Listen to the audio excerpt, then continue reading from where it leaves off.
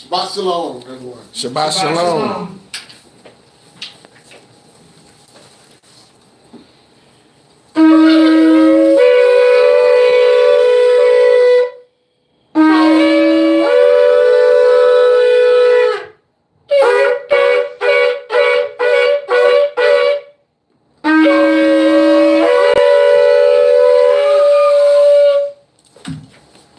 Hallelujah.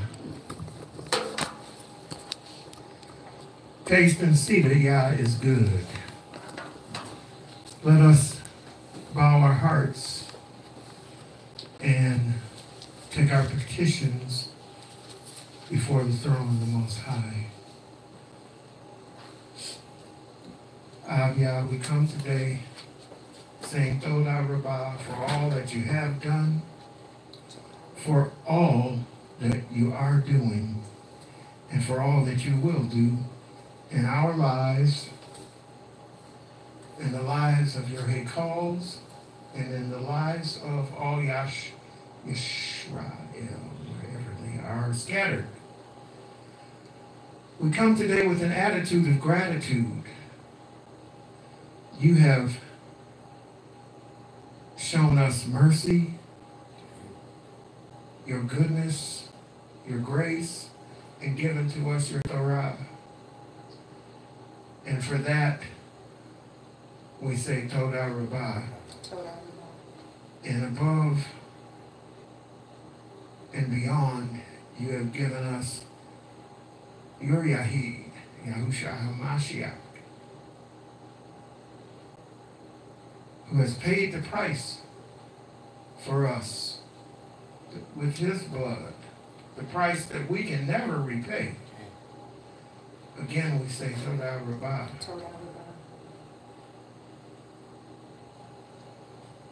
You are perfect in all your ways.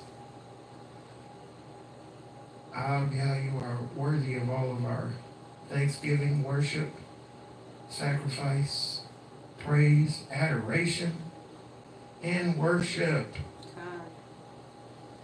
There is none like unto you. The Shamayim declares your esteem, and the erects your handiwork. Hallelujah. You are the potter, and we are the clay.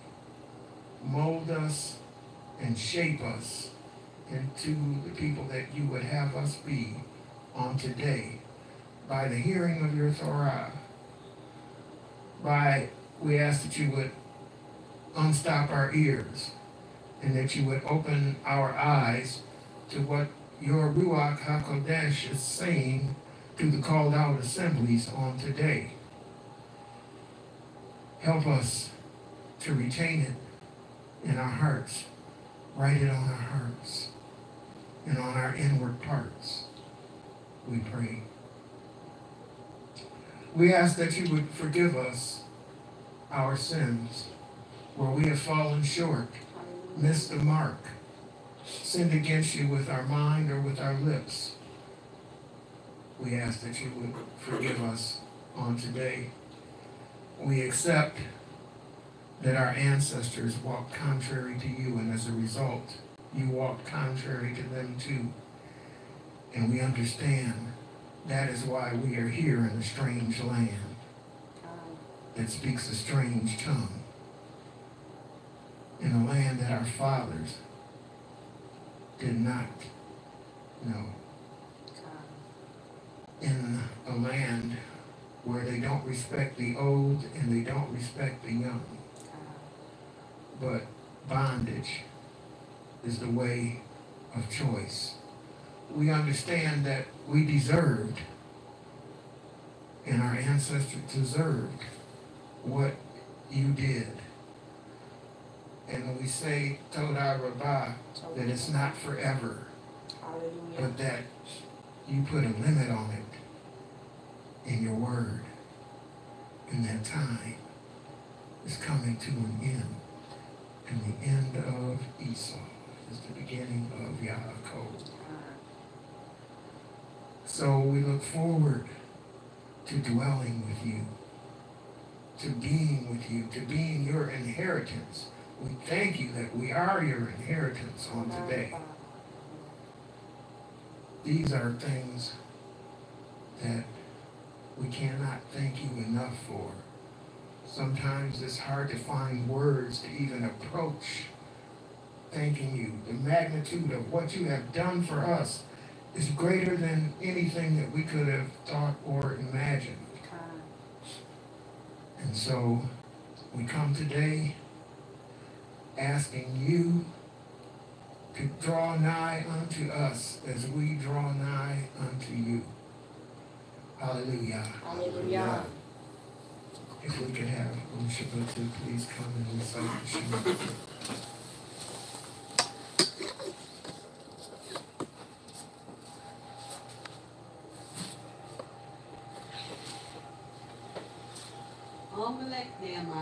Melaḳim. Shema Yashrael. Shema Yashrael. Yehovah Eloheinu. Yehovah Eloheinu. Yehovah Echad. Yehovah Echad. Baruch Shem Kavod. Baruch Shem Kavod. Malchuto. Leolam. Leolam. Ued. Wahabta. Et Yahuwah. Elehecha. Bakal. Lebabka. Ubakal. Nafshaka. Ubakal. Meodeka. Uhayu. Adabarim. Haile. Asher. Anoki. Metzukah. Hayom. Alababaka. Ushinantam. Labaneka. Udibarta. Bam. Beshiptika. Babektika. Ubelektika. Balderek. Shaptaka. Kumika. Ukshartam. Leot. Al-Yadaka. Uhayu. Betotafot. Bang. Enaka. Uktaptam. Al-Mezuzot. Betika. Uwisharaka. Hallelujah.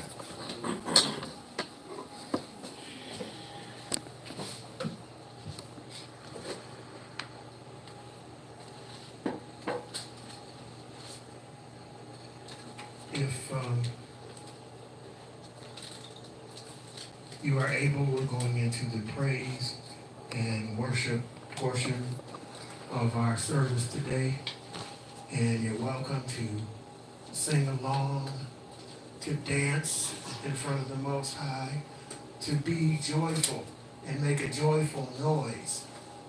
There is a bag of praise instruments in the back of the room that can be passed around if anyone would like an instrument of praise. Wherever you are, if you're watching us on the internet, feel free to get up and get your praise on today, because praise is an intimate encounter between the Most High and his people.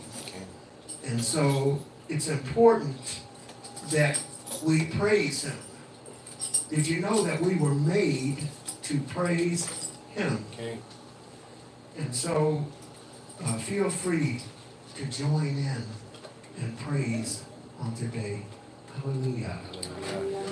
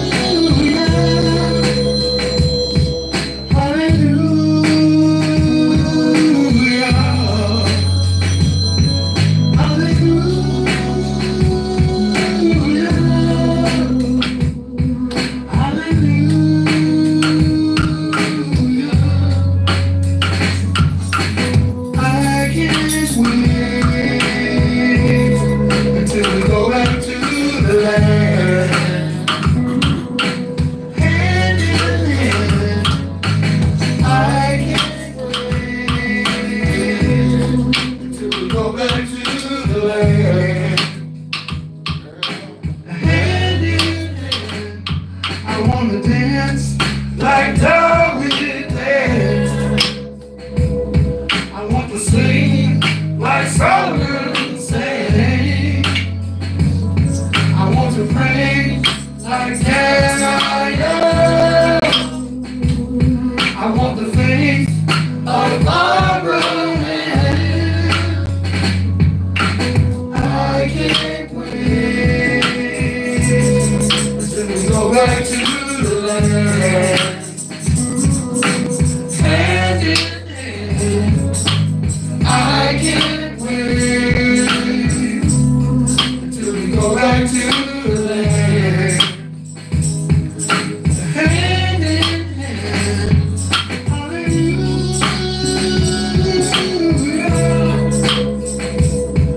hallelujah,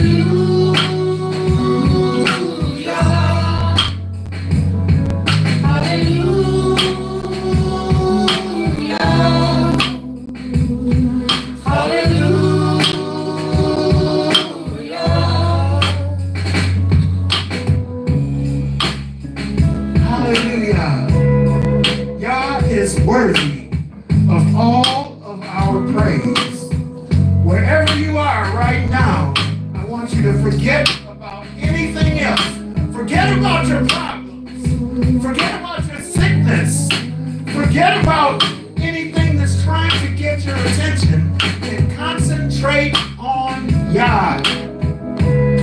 Yah is our salvation and our healing.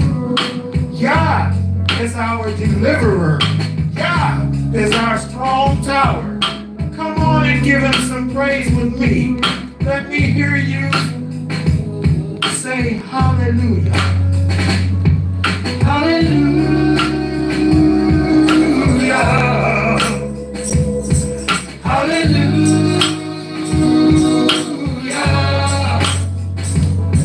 Hallelujah.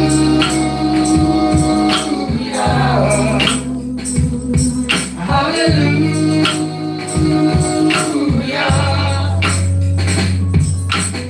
That's a sweet sound in the ears of the Most High.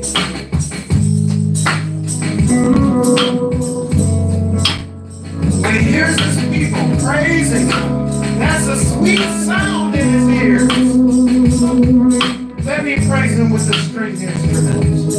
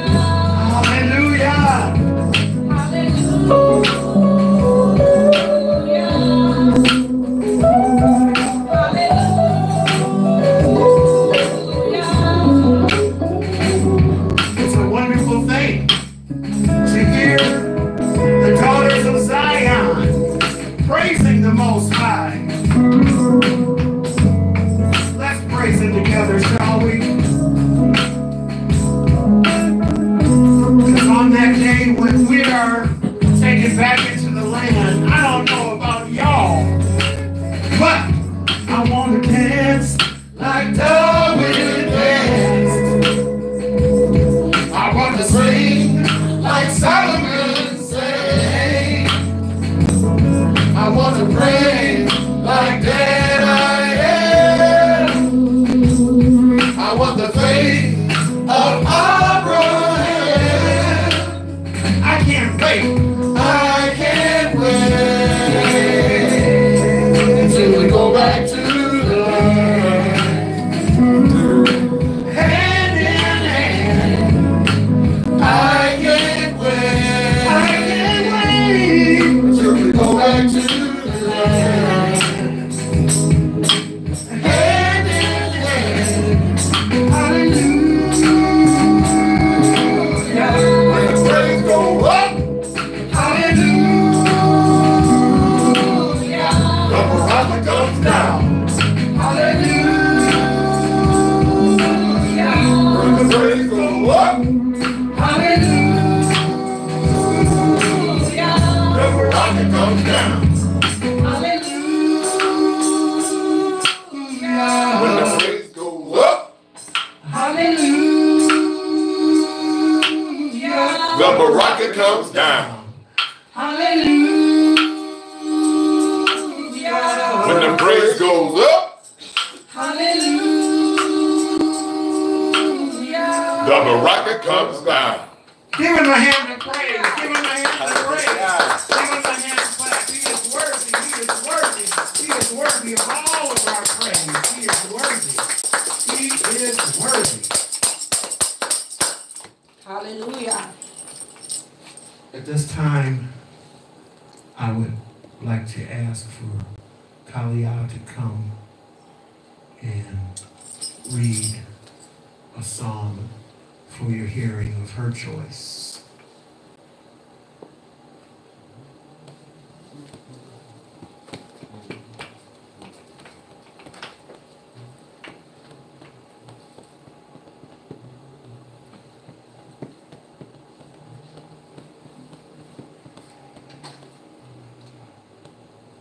Shabbat Shalom, Mashpachah. Shabbat Shalom.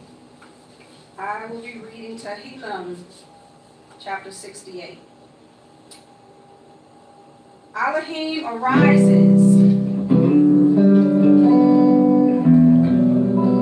His enemies are scattered.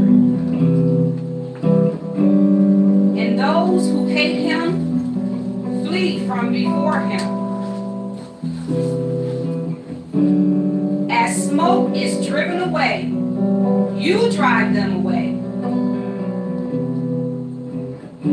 As wax melts before the fire, the wrong perish before Elohim.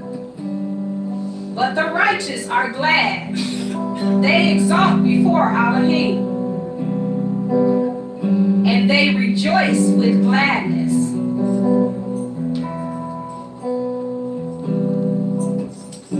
Sing to Elohim, sing praises to his name. Raise up a highway for him who rides through the deserts. By his name, Yah, and exalt before him. Father of the fatherless and right ruler of widows is Elohim in his set-apart dwelling. Elohim makes a home for the lonely. He brings out into prosperity those who are bound with chains. Only the rebellious shall dwell in a dry land. Oh, Elohim, when you went out before your people, when you stepped through the wilderness, Selah.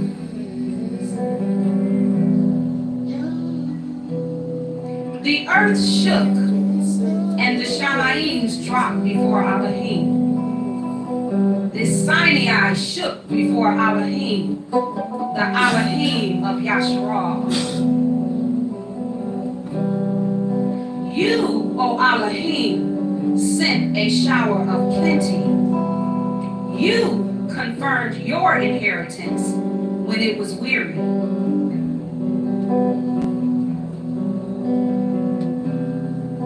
Your flock dwelt in it. You provided from your goodness for the poor, O Elohim. Yahuwah gave the word. The women who proclaimed it was a great company. Sovereigns of armies flee in haste, and she who remains at home divides the spoil.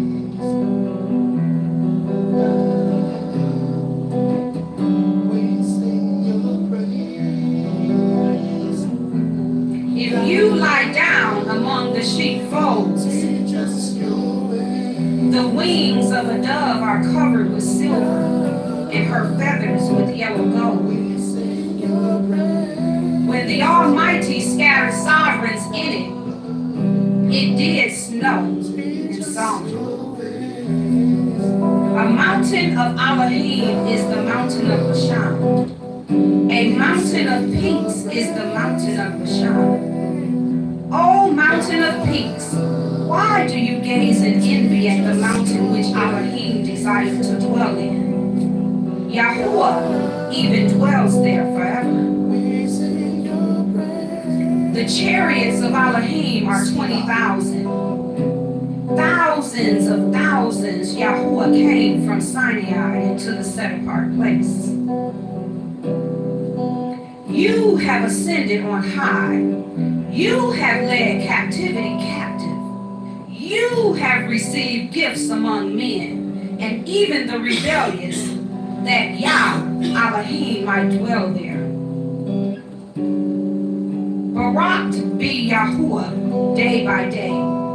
He bears our burden, the all of our deliverance. Selah.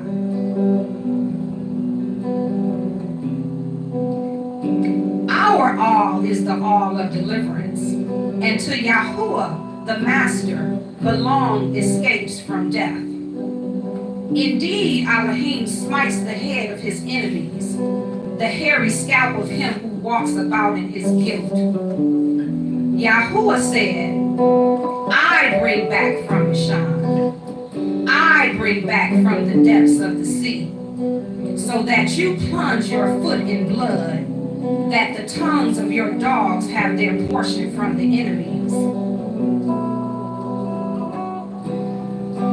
They have seen your goings, O Elohim, the goings of my all, my sovereign, into the set-apart place.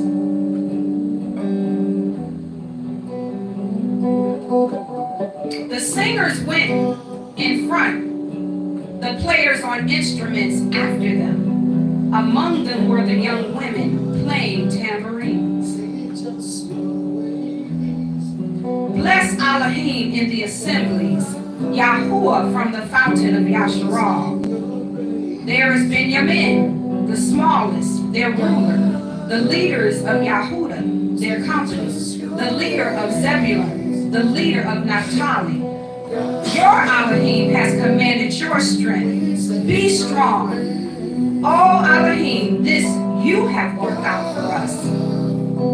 Because of your YehezqЄl at Yerushalayim, sovereigns bring presents to you. Rebuke the wild beast of the reeds, the herd of bulls with the calves of the peoples, each one humbling himself with pieces of silver. Scatter the peoples who delight in conflicts. Ambassadors come out of Mitzrayim. Cush stretches out her hands to Elohim. Sing to Elohim, you reigns of the earth. Praises to Yahuwah. Selah.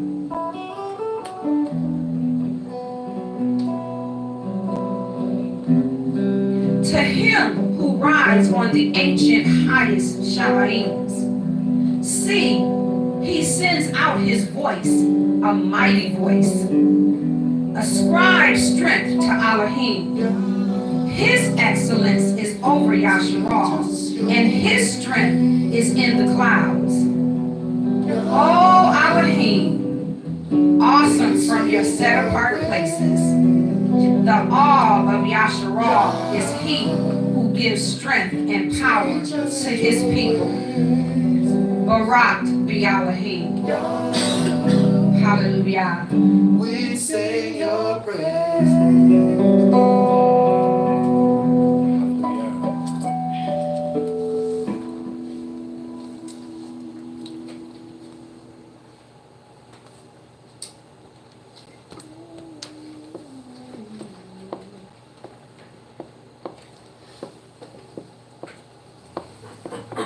Todah for joining us today.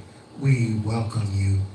We are extremely pleased that you've tuned in to join with us in celebrating Yom Shabbat and worshiping the Most High. We worship Him every day, but there's a set-apart day that we refrain from work. 6 days we work, and the seventh day we refrain from the work of our hands to enjoy Shabbat of rest, to learn of His ways, to give Him praise, to learn of His attributes, to learn of His character, that His character might be instilled in us through His word. Hallelujah. Hallelujah. If you would like to support us over the internet in what we are doing here on the mountain where the Most High has placed us, you will find a link in the information box to our PayPal. And we so much appreciate and hobby you for all of your support in helping us prepare for those whom the Most High will send, and helping us to host feast days here on the mountain, and helping us to build community. We so much appreciate you, and we cannot thank you enough. If the Most High has impressed upon your heart to give, we say Todah Rabbah. We're now going into the Torah portion of our service. Todah. Hallelujah.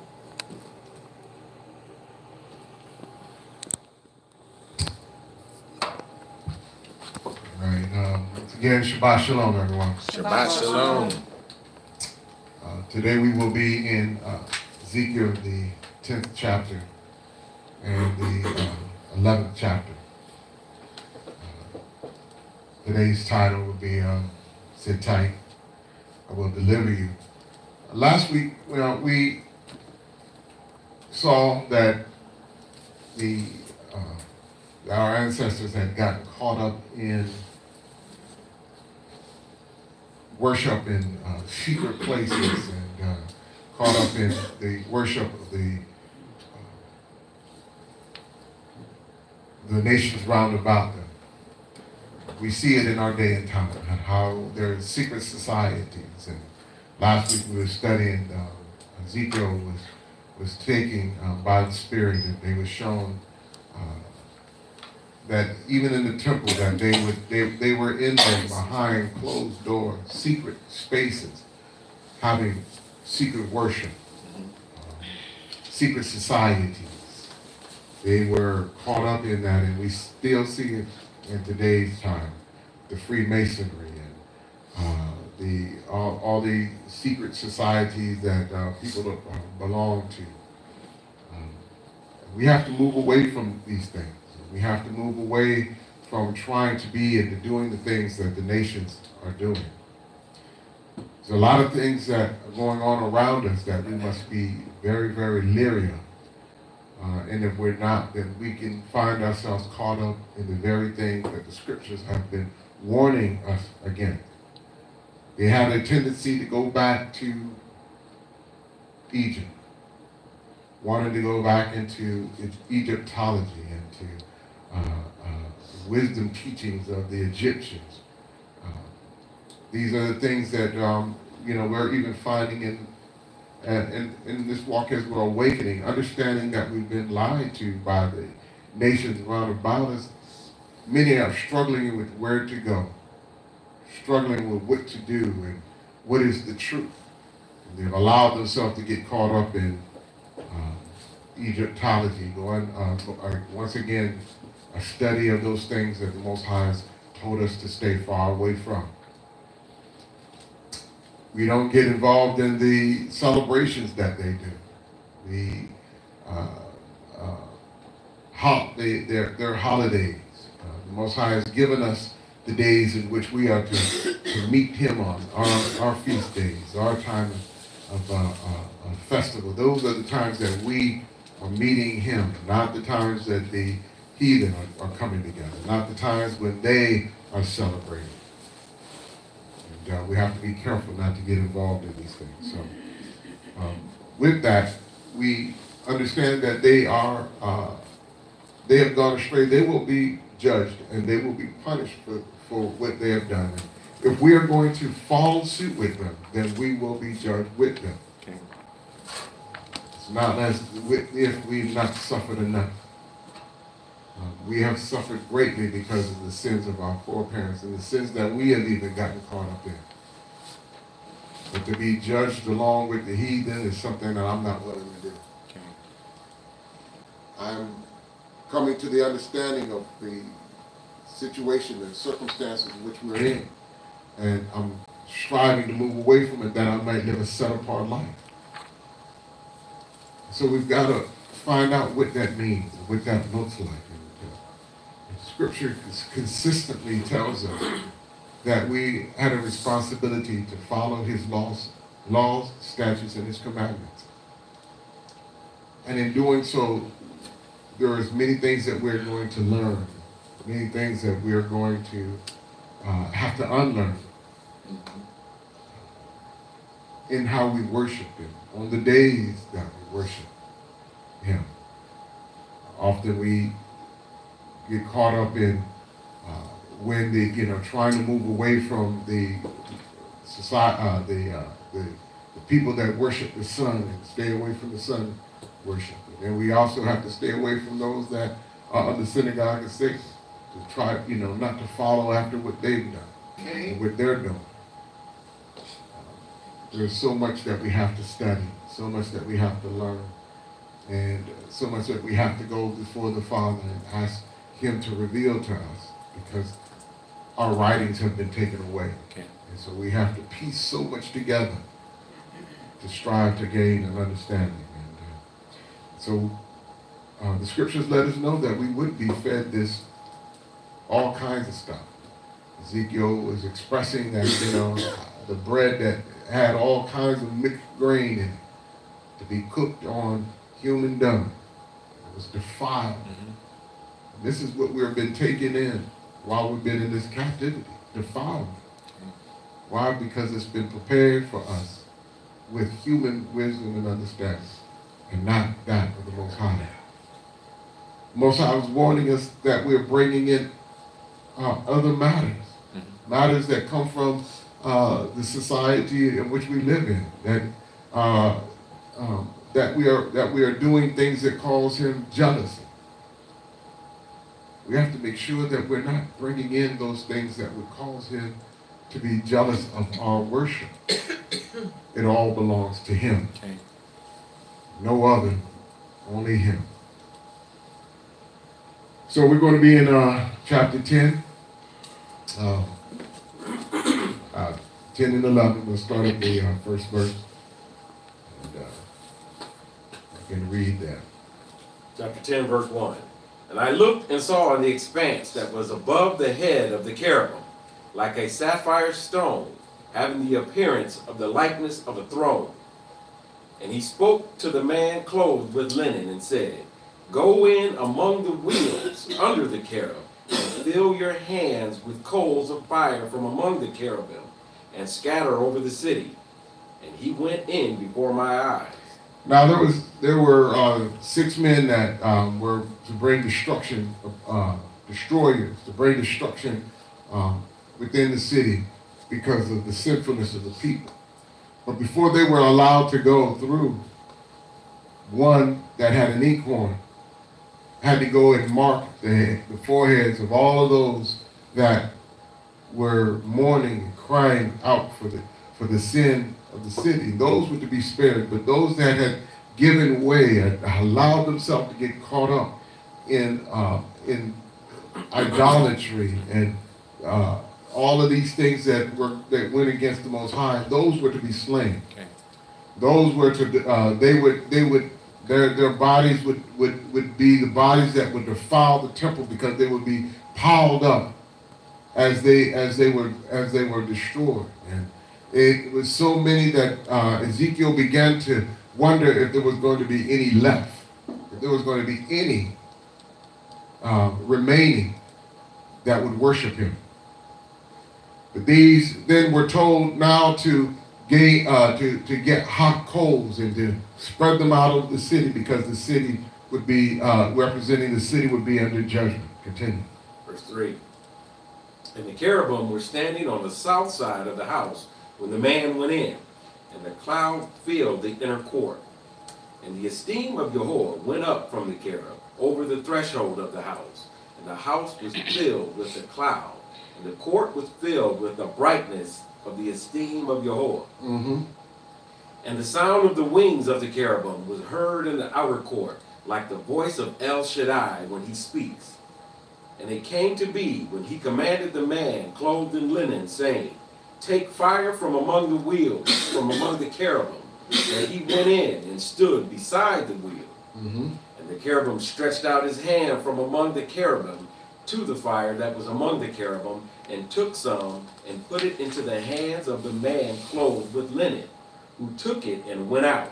Now, it said, now the esteem of Yahuwah, verse 4, went up from the cherub over the threshold of the house, and the house was filled with the cloud, and the court was filled with the brightness of the esteem of the Most High. The esteem of the Most High is lifting up, now lifting over. The esteem of the Most High is leaving. As they are falling into sin, and as they are going into judgment, the esteem of the Most High is Ichabod, leading the people. We don't ever want the esteem of the Most High to leave us. We're striving to have the esteem of the Most High permeate through our lives and to be in every aspect of our lives. But if we're not careful, watching over how we worship, watching who we'll worship, understanding the importance of who it is that we are, who it is that we are and what we are to be to him, then we're going to find that the Most High is not going to be with us. Okay. So we're looking for him to be with us at all times. Is the esteem of the Most High with you today? I can tell you one thing for certain. If you're not keeping his commandments and guarding his precepts, then it is not with you. There's only two types of people. Those who hold to the testimony of Hamashiach and those that do not. There's no gray area. There may be some out there today that are under the sound of my voice that need to repent. Perhaps you've been told that you don't have to keep the laws, that because you're under grace, you don't have to keep the laws. Well, speaking plainly, You've been lied to. You've been lied to, and you might need to repent on today and to ask the Most High to draw nigh unto you so that you could draw nigh unto him and return to covenant. That is a common theme as we study how we're supposed to have stayed with his law, statutes, and commandments. At no point were we to leave that behind. We say, well, we're under grace now. We were under grace then. Cain. We were under grace then.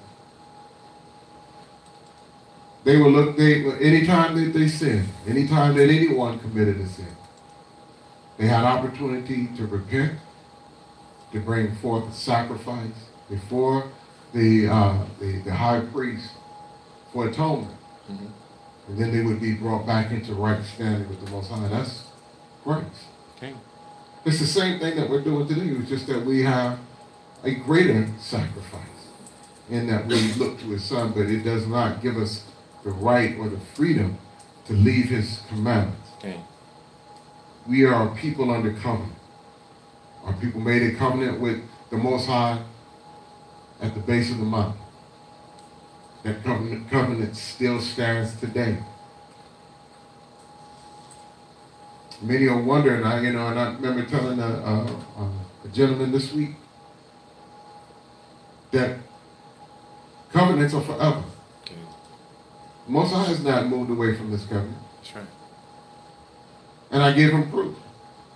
I said, look at the way men live today. I said, we're not living according to the way he designed in creation because man fell. There was a covenant that was made with Adam and Eve. And when they fell from that, they were cursed. They fell under a curse. And everybody born to them fell under that curse. And we're still suffering from that curse to this very day. So how is it then that when covenants was made afterward, that we find that we don't feel like we have a responsibility to fulfill that role within that covenant? We still have a role to play. And we cannot leave that covenant. And if we are saying that we are a set apart people, a holy people, according to the King James translation, then we have to live a life that represents that. And the only way that we can do that is by going back and finding what the Father has commanded. That is his commandments. That is his will. That's when you say, your will be done on earth as it is in heaven, you're saying your commandments be done as they are in heaven. Okay. It's important for us to understand that we are at no point been released from this covenant. And we'll find that throughout all of our studies, that there is a call to go back to that, to the covenant that was made at the base of that mountain. Continue. Verse 8. And the form of a man's hand was seen under the wings of the cherubim. And I looked and saw 4 wheels beside the cherubim, 1 wheel beside each cherub. And the wheel's appearance was like the color of beryl stone. It's the color of gold. As for their appearance, all 4 looked alike, as if a wheel in the middle of a wheel. When they went on their 4 sides. They did not turn aside when they went, but went in the direction the head was facing. They did not turn aside when they went. And their entire bodies and their backs and their hands and their wings and the wheels that the 4 had were covered with eyes all around. The wheels were called in my hearing wheel, and each one had 4 faces. The first face was the face of a cherub, and the second face the face of a man, and the third the face of a lion, and the fourth the face of an eagle. Now it said that the first was the face of a cherub, but we found when we read it earlier, it said that it had the face of an ox. So we know it had 4 faces, and in each direction. It did not have to turn in order to be able to see or to know and to understand the direction and where it was going. So it didn't have to physically turn. It can move in any direction and know where it's going. It had eyes to understand to be eyes that were revealed, that would reveal and would know. So there was no way of you not being, or anything not being revealed to this cherubim. Continue. Verse 15. And the cherubim were lifted up. It was the living creature I saw by the river Kibar. And when the cherub went, the wheels went beside them. And when the cherubim lifted their wings to mount up from the earth, the same wheels also did not turn from beside them. When they stood still, the wheels stood still. And when one was lifted up, the other lifted itself up. For the spirit of the living creature was in them. Mm-hmm. And the esteem of Yahweh went from the threshold of the house and stood over the cherubim. And the cherubim lifted their wings and rose from the earth before my eyes. When they went out, the wheels were beside them, and it stood at the door of the east gate of the house of Yahweh. And the esteem of the Elohim of Yisrael was above them. It was the living creature I saw under the Elohim of Yisrael by the river Kibar, and I knew they were cherubim. Each one had 4 faces, and each one 4 wings. And the likeness of the hands of a man was under the wings. And the likeness of their faces was the same as the faces which I had seen by the river Kibar. Their appearances and themselves, each one went straight forward. To see this vision, to understand and to know that the might, the awesomeness of the cherubim that was displayed before Ezekiel had to be one of such that you would not want to not do what the Most High has called you to do. I mean, the power that is there, the sheer might. And this is nothing compared to the Elohim in which he served.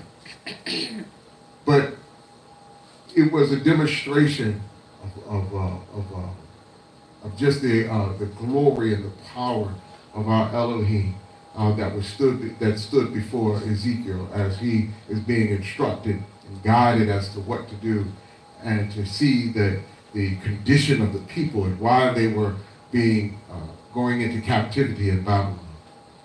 Chapter 11. Chapter 11, verse 1. And the Spirit lifted me up and brought me to the east gate of the house of Jehovah, which faces east. And see, at the door of the gate were 25 men, among whom I saw Yaazaniah, son of Azur, and Mattithyahu, son of Benayahu, heads of the people. Now, there were those men that were standing, those that were in leadership, that were being revealed to Ezekiel. Now, there were many things that he had to see, many things that he had to be brought to an understanding. Often, I've said that, people can lie to me all day long, and that I don't know, I don't look in, I'm not looking in your windows to see how you live, to see how you conduct your life. But the Most High was revealing these things to Ezekiel. And as he began to show them the things that were going on within the temple, he was also showing you the rebellion that was going on amongst the leadership. Those things that they were instructing and guiding the people to do that were going against the Most High. When we was reading, as they left out of Mitzrayim and how they were, you had certain leadership that were leading them astray, those that were causing them to rebel against Moshe. Well, we're finding that that even within the stiff-necked and the hard-headed people, they were still continuing to lead the people astray from the leadership, leading them astray from those things that the prophets were trying to teach them. And it was no different then, and it's no different today. Verse 2. And he said to me, Son of man, these are the men who plot wickedness and give evil counsel in this city. Evil counsel. When you have preachers that tell us that we don't have to follow his laws, statutes, and commandments, that's evil counsel. It's wickedness. And we need to run away from these people that are doing these things. Okay. And they're all around us. This is why we left out of the the denominational church system because they're not teaching the scriptures and not giving us what we need in order to be able to please the Most High. And we're constantly being told that we don't have to follow under the law. Then where is it that we're going to find the understanding as to how to live our lives? Right. Are we to follow man? Are we to follow corrupt systems of government? Every nation, every religious system, every people have laws, statutes, and commandments that they follow. Mm-hmm. But yet, we want to claim and say that we are the Most High's people, but we don't have to follow laws, statutes, and commandments. You may say, well, we follow the Spirit. Well, what do you think the Spirit is going to follow? Right. It's going to reveal to us His laws, statutes, commandments. And so we have them written out so that we'll know and so that we can understand what they are. So that we can begin to place them in our lives, that we may live accordingly. To say that we don't have to follow is a spirit of rebellion. Mm-hmm. Rebellion started in the garden. When we did not follow the directives that were set forth in the garden, we went into rebellion. Mm-hmm. And that rebellious Ruach has been on our people ever since. Everyone that descended from Hua and Adam is basically born into rebellion. We have to make,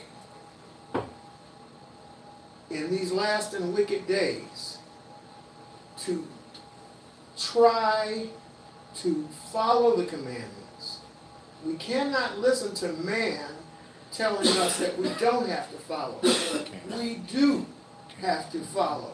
We do have to be obedient. We must be obedient. Anything else than that is to bring death and destruction. Okay. Verse 3. Verse 3. Who are saying, it is not near, let us build houses. This city is the cooking pot and we are the meat.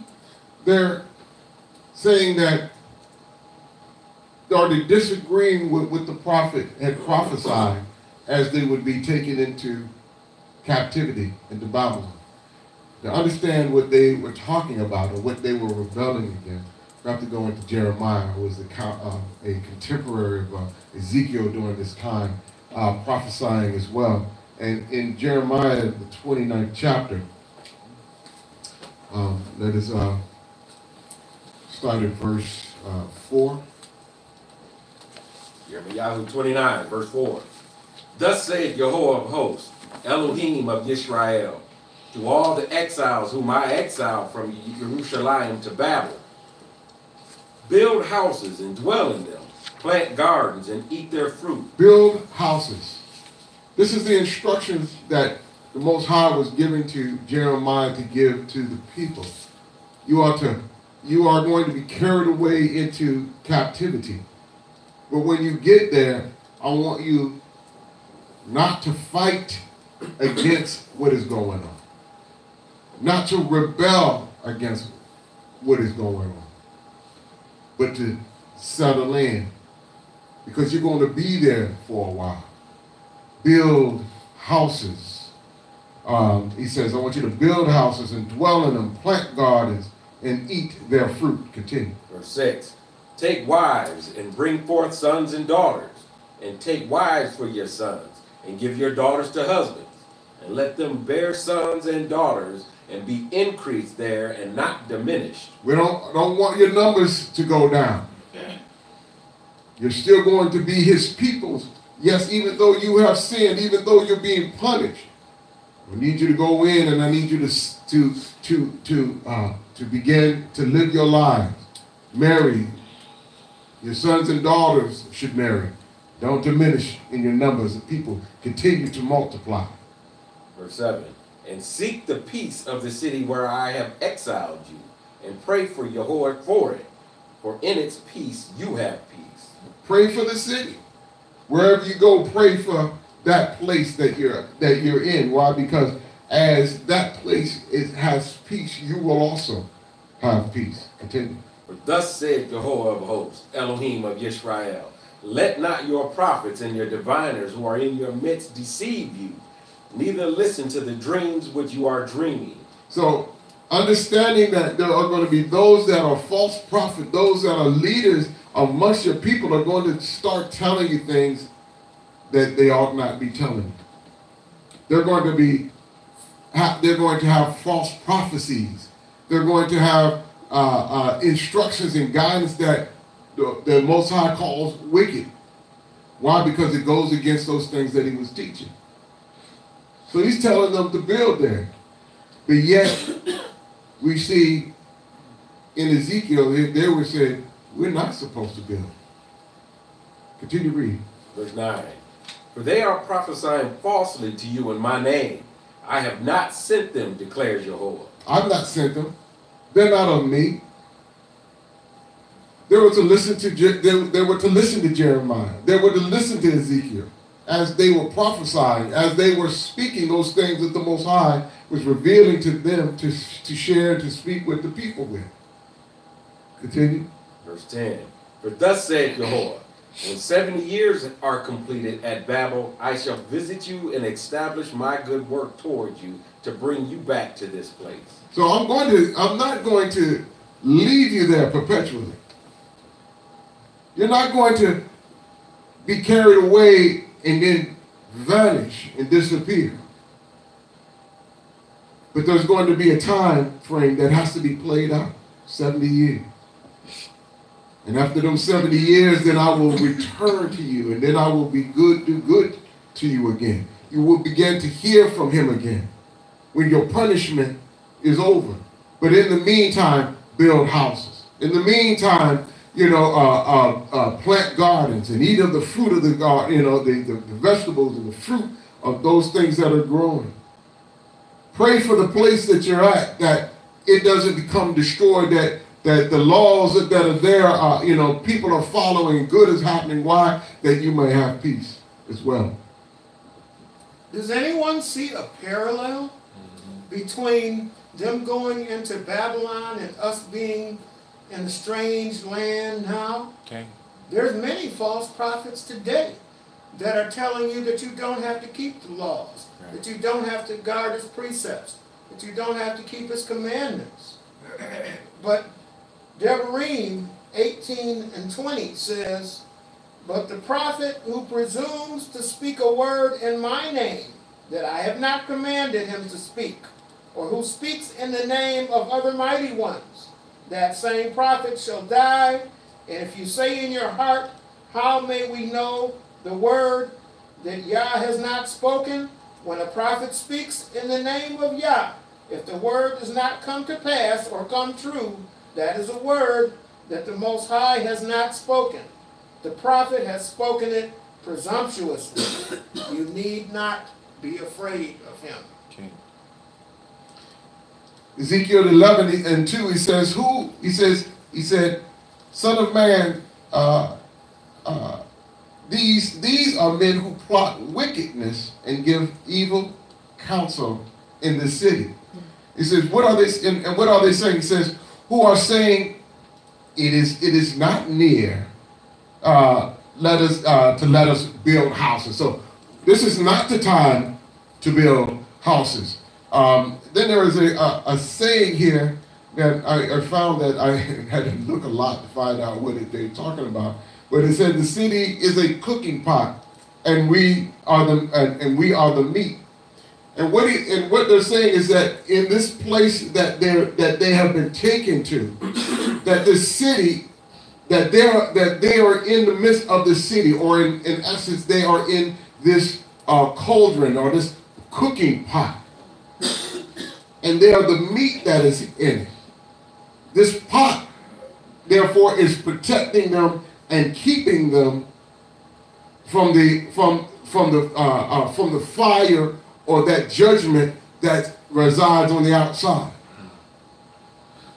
But they're saying as they gone in that this is not where they're at, that they're not in a place of protection. They're not the meat inside. They're not to build. They're not to go into and to establish a home and to have their children marry. But the Most High said that this is an evil counsel. Continue. Verse 4 of Ezekiel 11, verse 4. Therefore prophesy against them. Prophesy, O son of man. And the Spirit of Jehovah fell upon me and said to me, Speak. Thus saith Jehovah. Thus you have said, O house of Yisrael, for I know what comes up in your spirit. I know what comes up in your spirit. Most High is saying, I know what you're thinking. I know your very intent of your heart. Continue. Verse 6. You have increased your slain in this city and filled its street with the slain. You've increased. Why? Because you have caused them to go astray. You have caused them to sin. This is the same thing that is going on in our day and time as we're being taught to go against the Most High. This is the doctrine of the devil. To be taught that we don't follow his laws, statutes, and commandments. What are they doing? They're increasing those that will be slain, those that will fall upon the judgment, those that will perish. And we wonder why our young people are being shot down in the street, shot in the back by those with police powers. Well, it's because we have not trained them up in the way that they should go. And they're not keeping Torah. So if you're not standing on a solid foundation, then you'll fall for anything when somebody comes along, the evil one comes along to tempt you, and all of a sudden you find yourself in the wrong place at the wrong time, doing the wrong thing. This is a result of being rebellious. This is a result of being a casualty of the curse. We have to return to the Most High, to what he has directed us to do. There's a way that we are supposed to live.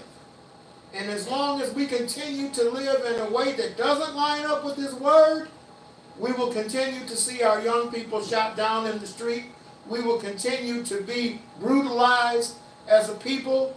We will continue to have the sicknesses that are following us and overtaking us. We will continue to lose our sons and our daughters to a perverse generation.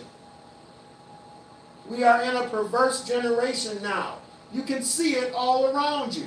Every time you go into the city, you see lewdness and perverseness and people dressed in ways that they shouldn't dress. Women that are showing practically everything in the way that they're dressed. And men walking down the street holding hands with other men. This is lewdness and a perverseness that has nothing to do with being set apart. We are to be a set apart people. And we cannot do what the world does. But because of the teachings, this is what we are caused the people to be slain. He said, he's letting them know to settle in. You're going to be here for 70 years.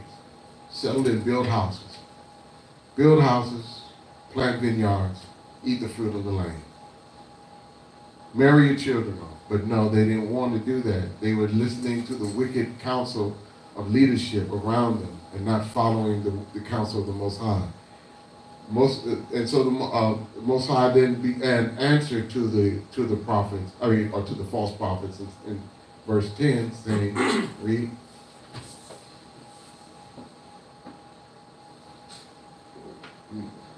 Not verse 10. Verse 7. Yeah, verse 7. Therefore, thus saith the Master Jehovah, your slain whom you have laid in its midst, they are the meat, and this city is the cooking pot. But I shall bring you out of the midst of it. It indeed is the slain or the people are the meat in the cooking pot. They indeed are in this place. But guess what? I'm gonna bring you those that are teaching otherwise. I'm gonna bring you outside of that, because this was supposed to be a place that I wanted you to settle in. Yes, this is a cooking pot. Yes, you were that meat, but you were protected from that fire that was on the outside. But I'm going to bring you outside of it. Continue. Verse 8. You have feared the sword, and I bring a sword upon you, declares the Master Yahweh. And I shall bring you out of its midst, and give you into the hands of strangers, and execute judgments on you. So this was supposed to be a place that, yes, even though they were going to be judged for the wickedness that they had done, falling into idolatry.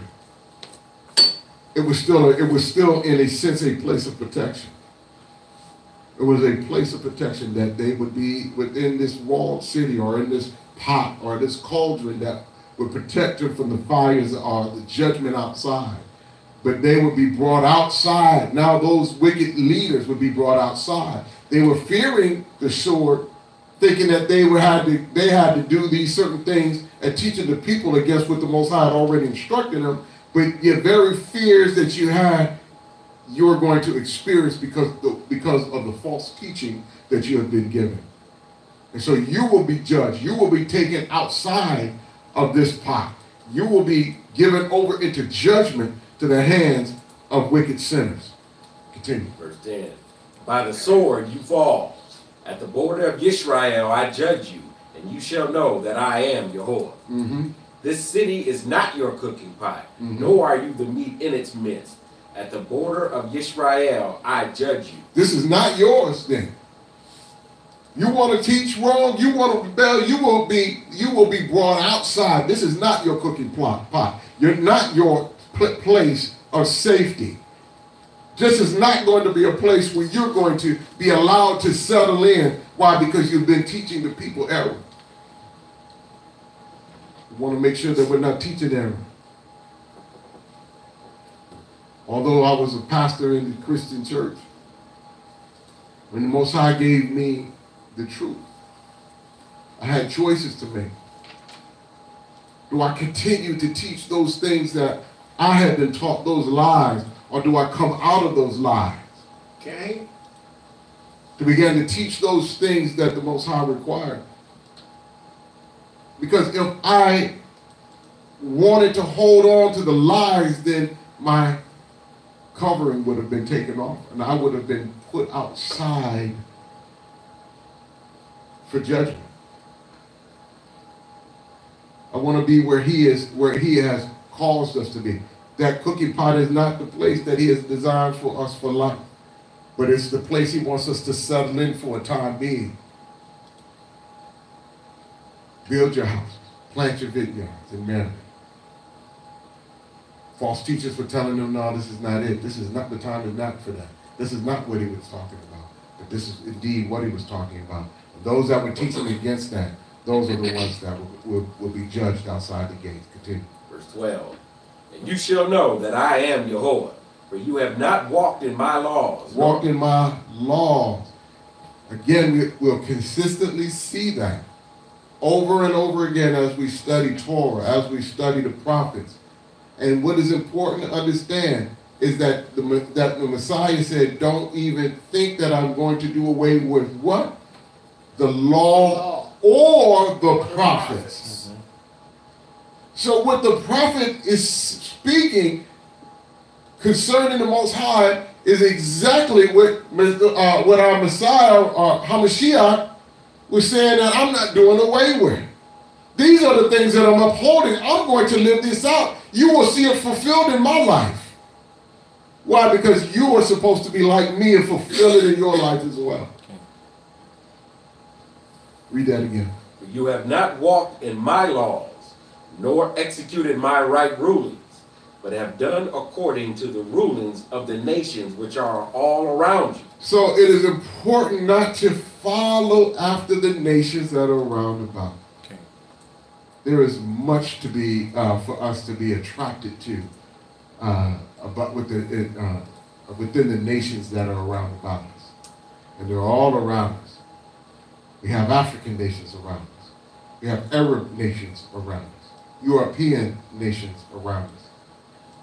Asian nations around us, Indian nations around us, islanders around us, all bringing their cultures and their worship and their ways, their laws, their understandings to bring us to a fall.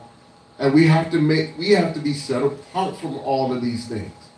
We are not instructed to follow any of the nations around about us, but we are to be a set apart people. They're going to carry this Bible by means of deception to deceive you. But the moment you hear them say, oh, you don't have to listen or follow the will of the Father, then that's when we can automatically know that this is not what they're standing on. This is not the foundation. Their foundation is someplace else. Those who today decide that they're not going to follow the laws, statutes, and commandments are one day going to hear Mattithyahu 7:23. And then I will profess unto them, I never knew you. Depart from me, ye that work iniquity. Iniquity is lawlessness. So if they tell you you don't have to follow the law, they're making you a worker of iniquity. If you're not following his commandments, then you're disobedient to him. You're not going to make it. Okay. You're not going to make it if you are not obedient. He tells you in his word that obedience is better than sacrifice. We're not under a sacrificial system anymore. We're under Melchizedek, which means that Hamashiach is our king and our priest. What did he say? Not my will, but thine will be done. Right. So what was he doing? He was demonstrating for us obedience. And in that demonstration, that is how we are to walk, in obedience, Right. not in disobedience, not in rebellion. We're supposed to live by every word that proceeds out of the mouth of Yah. Every word that proceeds out of the mouth of the Father. These are the words that his prophet is speaking. We're supposed to live by these words. Don't fall victim to men that are lying to you and giving you false and twisted doctrines that have you in disobedience. You're doomed to fail if that's who you're following. Choose this day if you're going to follow the word or if you're going to follow men. When the Most High is giving us instructions to settle in, that's exactly what he means, settle in. Sit tight. Don't go marching, because he's already let us know in Deuteronomy, the 28th chapter, he said that we would be sold, that there would be nobody to buy us, there would be nobody to redeem us out of the situation that we were in. We were going to be in this condition for a while. Going into government, picking up weapons, marching across bridges, gathering in the street, protesting, burning down our cities. None of these things work. There's only one thing that's going to work, and that's following his law, statutes, and commandments. That's what we need to get back to as a people, because we are a set-apart people. We are the Most High's children. We are his portion. A people that are in covenant, no other nation. You say, well, nobody else is doing it. You're right, nobody else is doing this. Why? Because nobody else is under covenant with them but us. He says, I've not dealt with any other nation. It's on our shoulders and on ours alone. They may be able to get by for a time. But we know in the scriptures that they're going to be judged as well. But they're going to get by for a time. Us, as children, and as his children, we get punished immediately. Okay. We don't have that the opportunity to continue in our sin, just like your own children. You don't allow your own children to keep doing the same thing over and over and just saying, you know what, I know he's going to get arrested one of these days and that's what his punishment will be. No. I'm going to punish him early. I'm going to try to do everything I can to keep him from having to face that judgment. That's right. So the moment I see him walk out in the street after I told him not to walk out in the street, I'm not waiting to see the windows or cars robbed or stolen or drugs in his pocket. I'm immediately dealing with him the moment his foot hits the street. Mm-hmm. Why? Because that's my portion.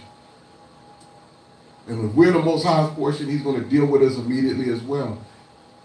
He's not dealing with the nations like that. They will get theirs in the day of judgment. We getting ours the entire walk. And that's why we see the condition that we're in. So how do we get out of this condition? How do we get to that point where we're no longer the tail, but we become the head? It's not about marching. It's not about trying to get equality with people that care nothing for them. It's not about picking up guns. It's not about trying to reach the highest levels of their governmental system. The answer is in Torah. Okay. Follow his laws, statutes, and commandments. Verse 13. And it came to be, while I was prophesying, that Mattithyahu, son of Benaiah, died. And I fell on my face and cried with a loud voice and said, Ah, Master Yehovah, are you making an end of the remnant of Yisrael? Looking at those that have survived, those that are making it, but they're yet teaching the wrong thing, and them, as a demonstration that he ain't playing, one of the leaders fell over dead right in front of him. We've watched people that have taught wrong fall dead right in front of us for no good reason. Okay? Preachers on the internet, knowing who we are, teaching who we are, telling the congregation that we're Hebrew. Then turn around and tell them that we don't have to follow the law, statute, commandments. And then we find out that they pass away all of a sudden. Nobody knew what was wrong with us. Nobody, wasn't sick, wasn't going through anything, but all of a sudden just died.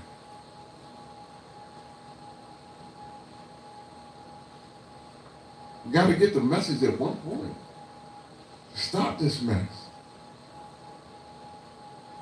We need to teach our people who they are and the responsibility. I'm finding it difficult to find people that don't know who they are.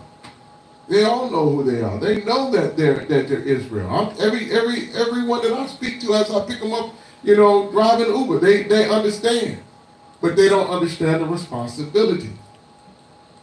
They don't understand what's required of them. And what is required of them is to follow his laws, statutes, and commandments. This is what we have to start teaching our children. Else they will be numbered among the slain in the street. 14. Then the word of Yehovah came to me, saying, Son of man, your brothers, your relatives, your kinsmen, and all the house of Yisrael, all of it, are those about whom the inhabitants of Jerusalem said, Keep far from Yehovah. This land has been given to us as a possession. So they saying keep far from Yehovah.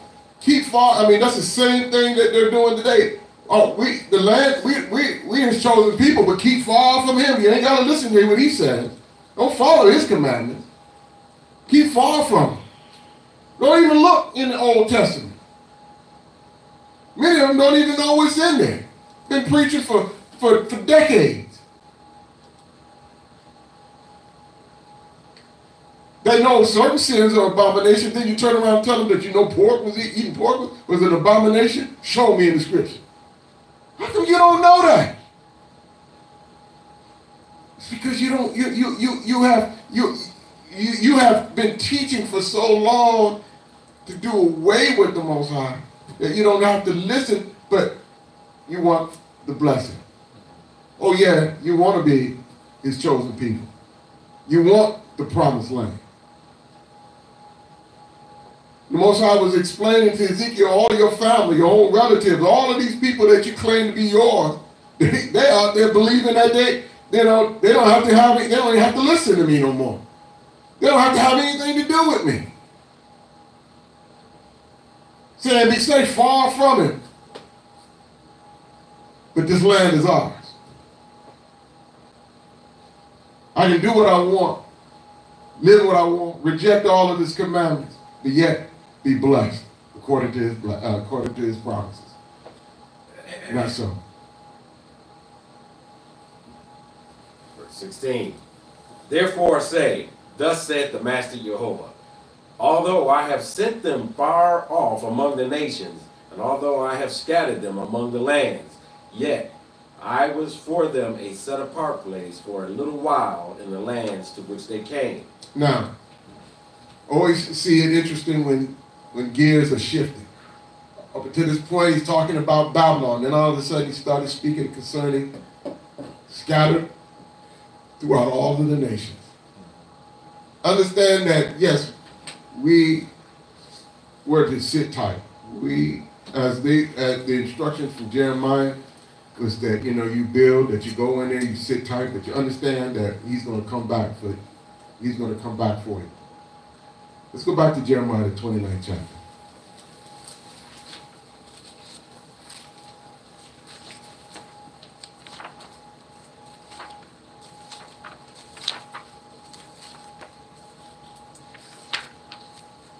We'll pick up where we left off in the 11th verse. Jeremiah 29, verse 11. For I know the plans I am planning for you, declares Jehovah. Plans of peace and not of evil, to give you a future and an expectancy. This is what we need to hold on to with all of our heart. The Most High knows what he's doing. He's got a plan.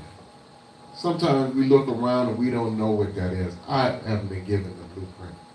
I've been given some prophecy, some hope, some expectation. But that's what I look forward to. I'm not looking at the conditions and the situations around. But what I can do is I can make the best of what I have right now. I'm not gonna go out here and start shooting up people in the nation saying that we got to get things in order. We got to provide for the Most High a clean environment to get started. No, he's gonna do that. He said he'll come in with a sword. He'll start judging the nations. What we do, we just settle and sit tight until he comes back for his people. Then he'll begin to make the necessary changes in us. He'll make the necessary changes in the environment around us by dealing with those that are sitting around us. Continue. Verse 12. Then you shall call on me, and I shall come. Then you shall call on me, and shall come and pray to me, and I shall listen to you. Mm-hmm. And you shall seek me, and shall find me, and you search for me with all your heart. And then you shall seek, you say, and you shall seek me, and you shall find me. I have great expectation that as I seek him from day to day in my prayer, my day to day as we have set ourselves apart. We left a lot behind. Family. We left, sold houses to come to be in a place to be set apart. Why? Because I'm seeking him out. He said that we're set apart people, then I want to be set apart.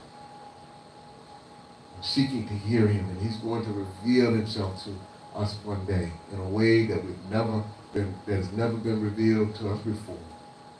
Only to our ancestors. But that day is coming because he is calling us to himself again. And so we're looking with great expectation that as we call to him, he says, and shall pray to me.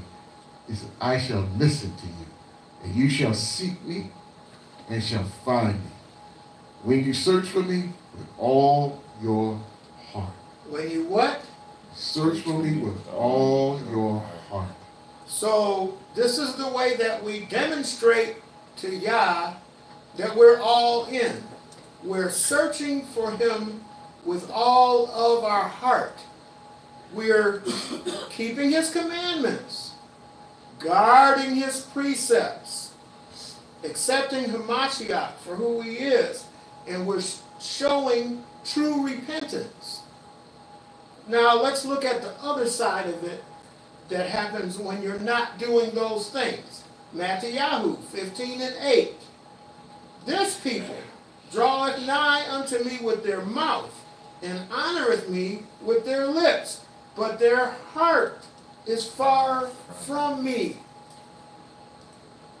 If we are not doing all the things to show him that we're searching for him with our whole heart, then it's just lip service. We're la la la la la la la, and we're not doing the things that demonstrate to him that we are seeking him with our whole heart, then we're doing it in vain. Let's not be that guy or that gal today. Let us be the ones that are truly seeking him so that we can be the preachers and the teachers of righteousness in this last day. That's right. Continue. Verse 14. And I shall be found by you, declares Yahweh. I shall be found by you. So as we seek with all of our hearts, he said, we'll be able to find him. And this is why I said we can never settle with one understanding. All right, we're coming in the truth. There's so much that we did not know when we woke up. So much that even after 10 years, after 20 years, we're still striving to know and to understand. But he says, as long as we're seeking with all of our heart, and these are tests, because I don't want to get to the point where I start settling for the things that I find comfortable for me. But even if I'm uncomfortable with it, if it's a truth, then I will be willing to make the changes necessary. If it means, walking alone, then I'll walk alone. But if I keep seeking him and searching for him, he says, I will find him. I will find him. Continue. And I shall turn back your captivity, and shall gather you from all the nations and from all the places where I have driven you, declares Yahweh.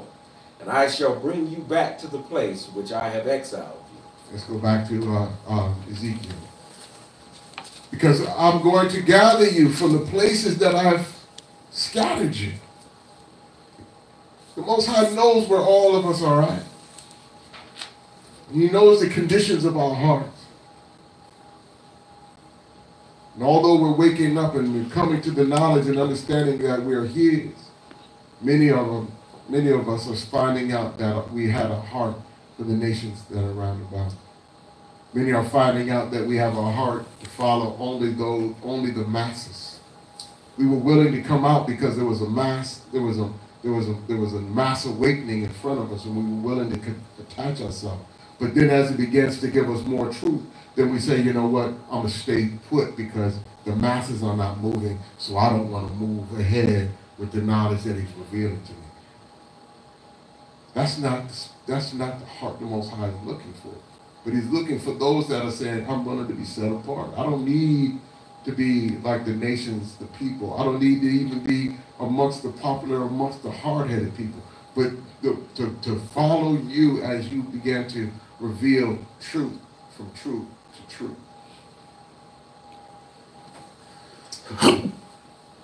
Ezekiel chapter 11, verse 17.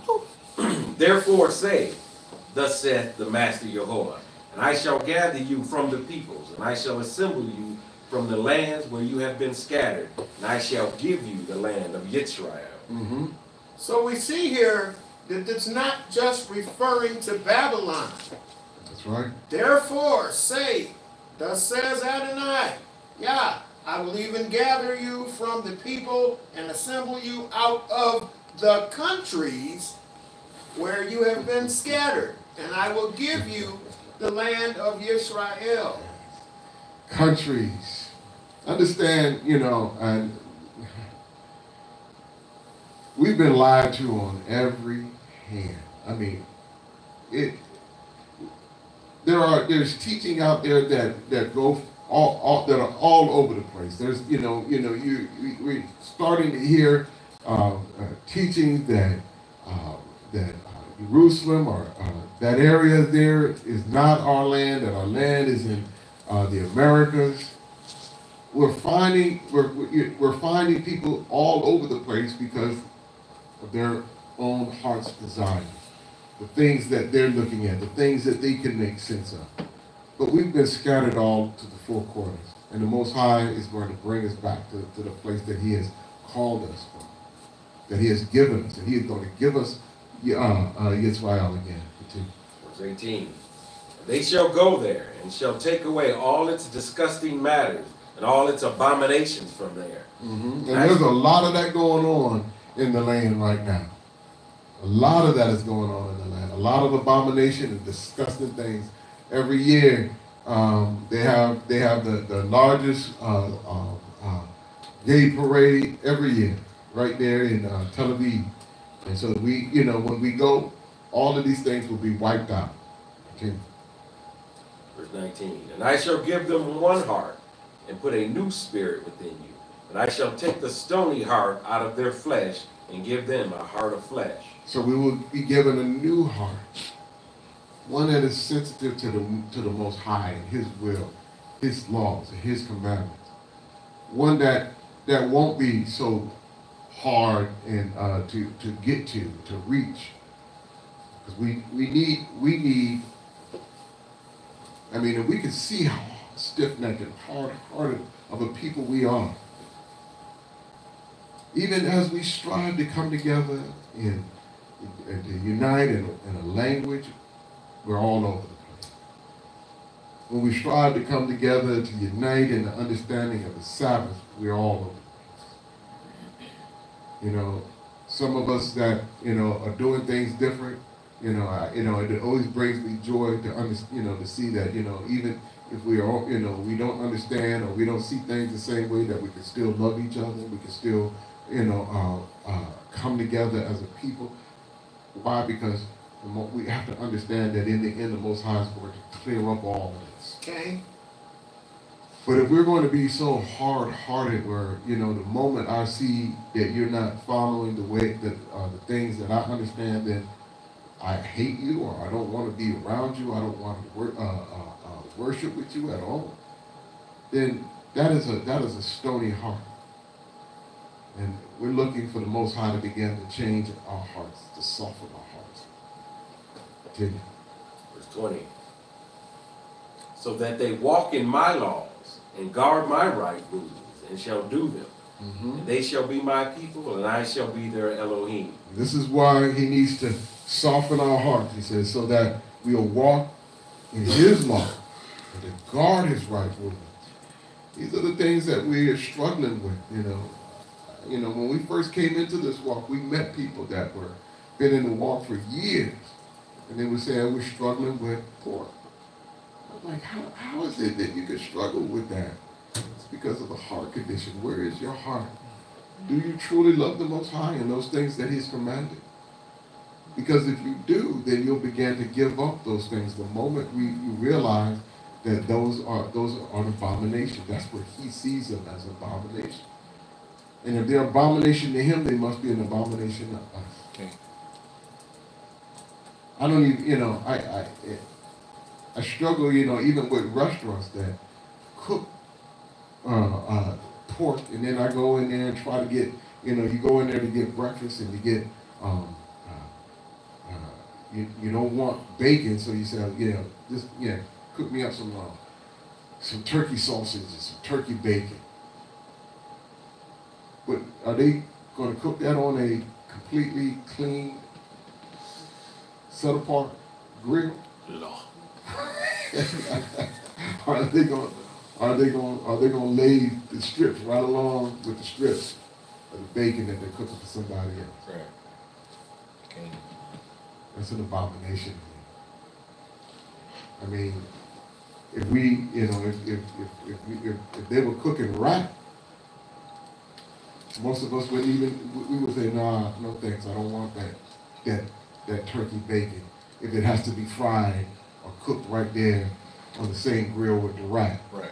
Because we look at rat as an abomination. But we refuse to look at what the Most High considers an abomination as an abomination in our mind. We might not eat it, but have we deemed it an abomination?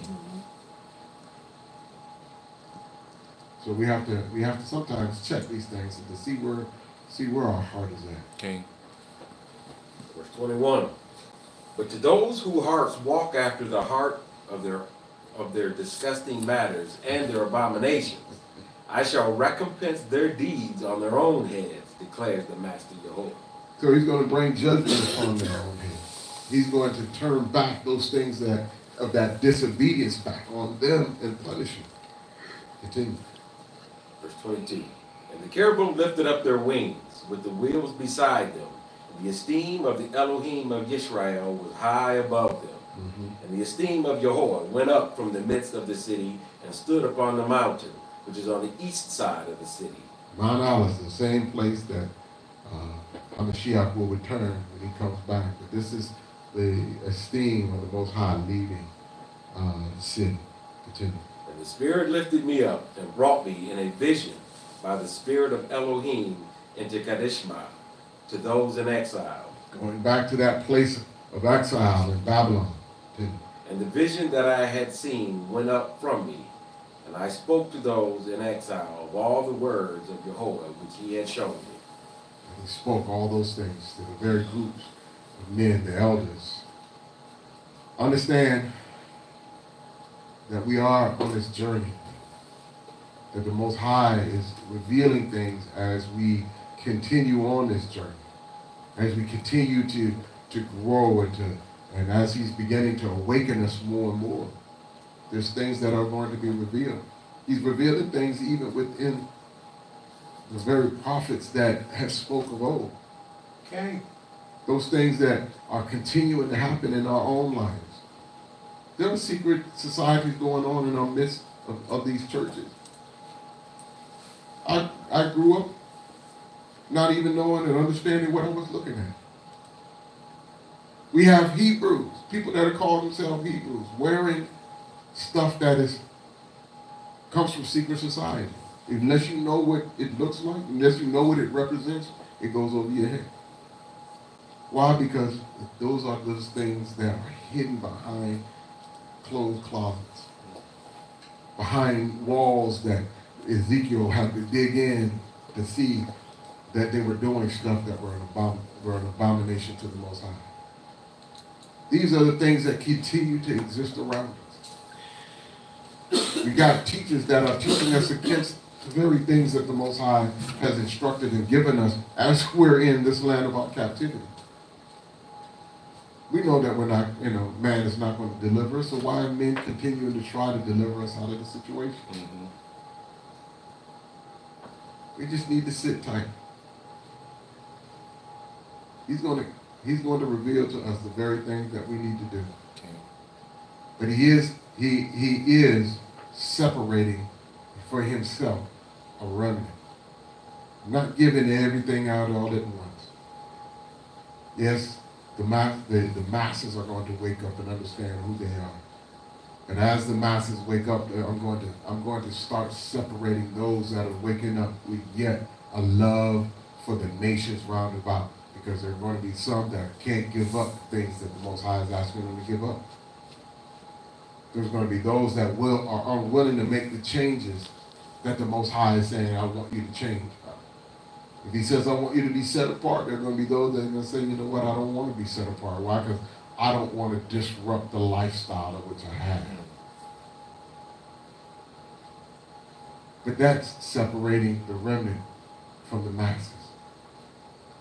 There's going to be more separation as we continue to get closer to him. Because it's going to reveal your true heart. I ask everybody, sometimes the Most High is asking us to study and to restudy and to study and to restudy over again. Some things that we studied and got an understanding, he's saying study it again. Okay. Because I'm revealing something in this day and time that maybe you missed back then. If I'm open up under certain understandings concerning the language, then understand that, be willing to make the changes. Get rid of certain things that you're saying that don't line up with the truth. Get rid of certain days that don't line up with the truth. Get rid of certain foods that don't line up with the truth. Get rid of certain garments that don't line up with the truth. On and on and on as we are growing in understanding. Okay. Be willing to let it go, that we might be set apart, and a set apart people to the Most High. And to only Him. Somebody got the last word. We must examine the condition of our own hearts on today. Many of us in the nation now are so busy looking at our akim and our akathim that we are not examining our own hearts. We're busy finding fault with one another. And have we taken a long look in the mirror to examine our own hearts, where we stand with the Most High? What's in your hand today? What is the condition of your heart today? Are you doing everything within your power as if you were doing it to the Most High? How is it that you're spending your time? How you spend your time says a lot about what your desire, what the desire of your heart is. Okay. If you're not showing an attitude of gratitude by doing everything that you can for the upbuilding of His kingdom, then there's something lacking in your heart condition. You have to examine your heart to see where you are. Yeshayahu 29:13 reads, "Wherefore, Yah said, for as much as this people draw near me with their mouth, and with their lips do honor me, but have removed their heart far from me, and their fear toward me is taught by the precept of men. Therefore, behold, I will proceed to do a marvelous work among this people, even a marvelous work and a wonder. For the wisdom of their wise men shall perish, and the understanding of their prudent men shall be hid. Woe unto them that seek deep to hide their counsel from Yah, and their works are in the dark. And they say, who seeth us? And who knoweth us? Surely your turning of things upside down shall be esteemed as the potter's clay. For shall the work say of him that made it, he made me not? Or shall the thing framed say of him that framed it, he had no understanding? The Most High has put each of us here for a purpose. We have to continue to examine what is our purpose. Each and every day, we need to be trying to accomplish that purpose. If we're not, then the condition of our heart, we may need an operation. The condition of our heart may need to be restructured. Maybe there's some kind of blockage. We're hearing the word, but if we're not doing the word every day, then we're being blocked by something. There's a blockage in our heart because we're hearing Torah, but when the new day comes, we're not doing it with all that is within us, with our whole heart, with our whole heart, with all of our mind, with our Ruach, with all that is within us. What's in your hand? What can you do this week for the upbuilding of his kingdom? He's given all of us a purpose. The hand can't operate without the arm, and the arm can't operate without the torso. The torso can't stand up without the legs to support it. And the body, if you have no feet, you're going to wobble until you fall, because there's nothing firm to hold you up. So we must continue to examine ourselves. Perhaps we've gotten off the path. Perhaps when we started, our heart was right and our mind was right. And maybe at some point, we've veered to the right or the left, and we have to refocus. We as a nation cannot think that we have attained, because we've come into this marvelous truth. It's a growing process, and more is being revealed, and it requires us to continue to grow. We can't stagnate, and we can't think that we have attained. There's so many things that we don't know. And I'm the first one to admit that we're not going to know everything while we're here. We see in part. We don't see the whole thing like the Most High sees the whole thing. When he looks at us, he sees what we're doing, but if you're following his statutes and keeping his commandments, he also sees you as a completed work.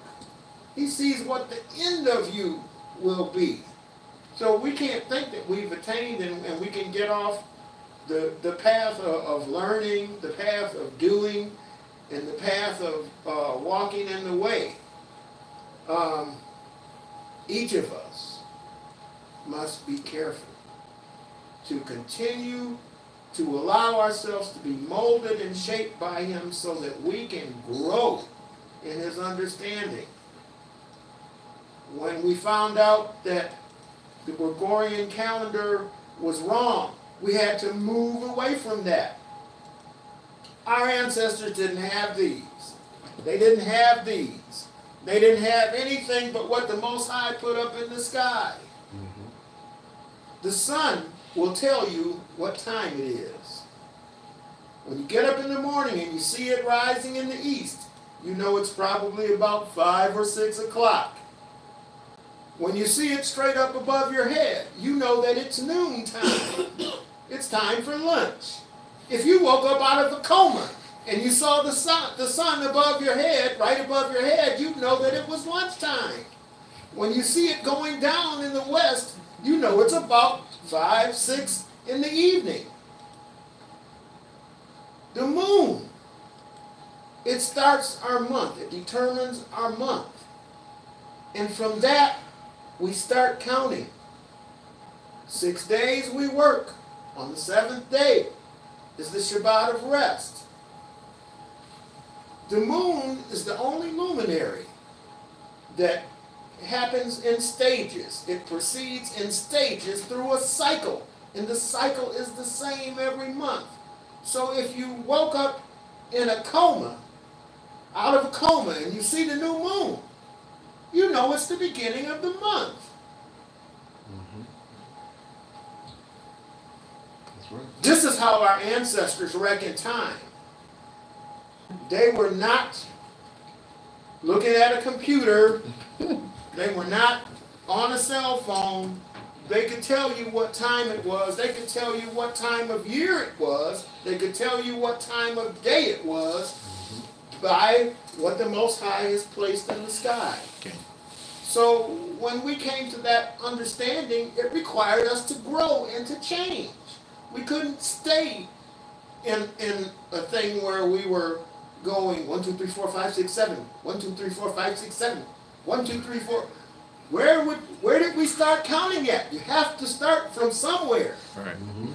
So when you know that the system that you've been operating in is incorrect, and when it's incorrect, it's an abomination to the Most High. Okay. Dishonest weights and measures are an abomination Right. to the Most High.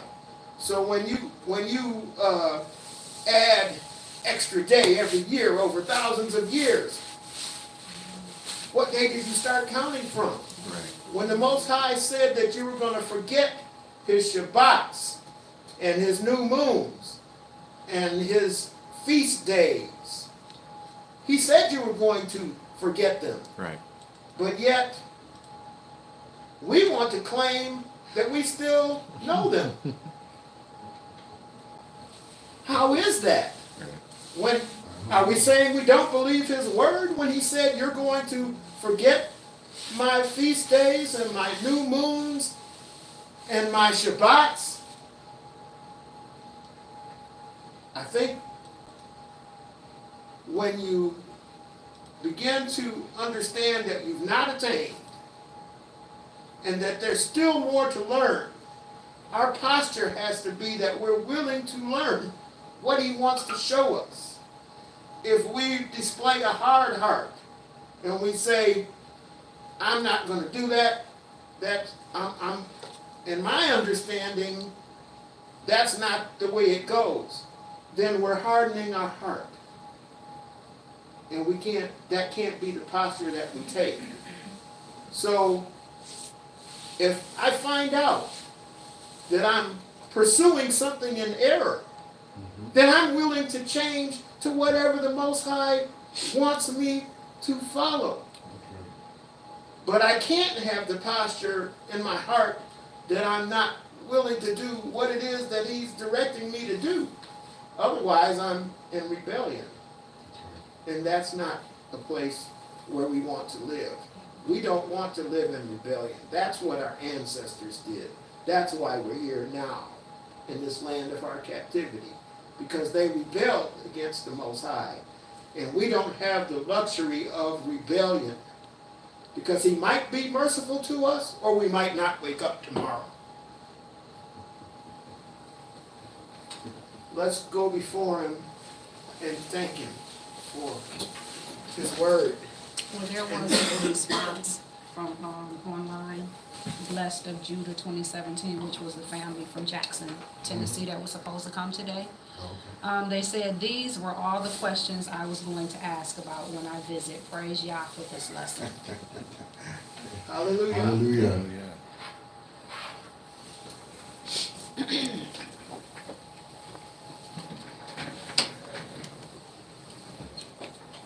Yah,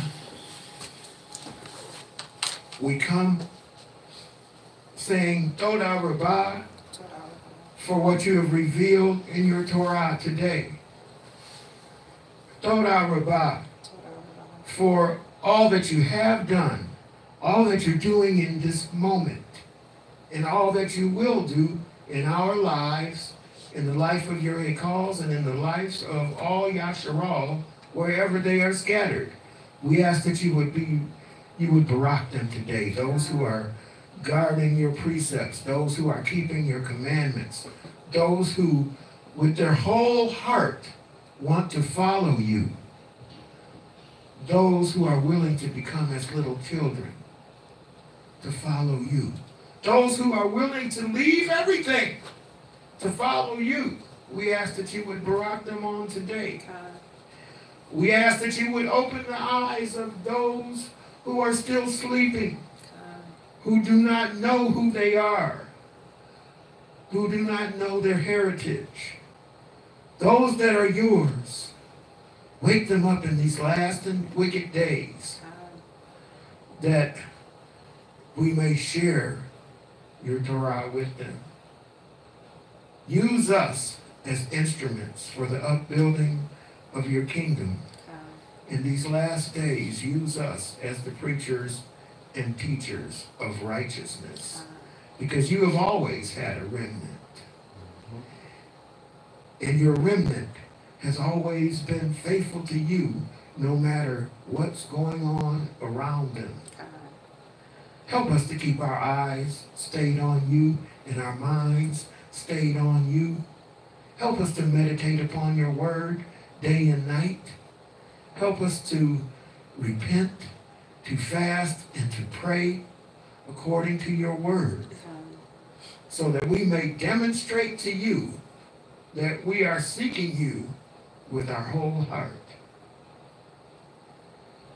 Yah, it is you who provide for the birds of the field. It is you who provide for us. We ask that you would barak the food that we are about to receive on today, your bounty. You have fed us in the Ruach, and now we ask that you would barak the food that we are going to physically eat. Sanctify it and purify it in Hamashiach. We ask all these things in his precious name, Yahusha. Hallelujah. Hallelujah. Hallelujah. Jehovah bless you and guard you. Jehovah bless you and guide you. Jehovah make his face shine upon you. Jehovah make his face shine upon you. And show favor to you. And show favor to you. Jehovah lift up his face upon you. Jehovah lift up his face upon you. And give you And give you shalom. shalom. Hallelujah. Hallelujah.